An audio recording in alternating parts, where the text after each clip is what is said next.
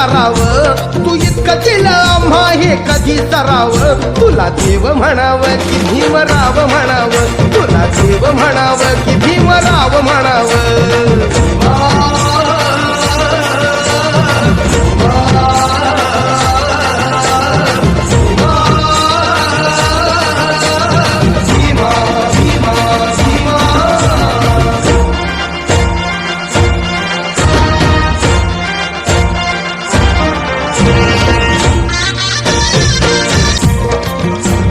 पशु पक्षी जीवाणूंचा मित्र झाला जगण्या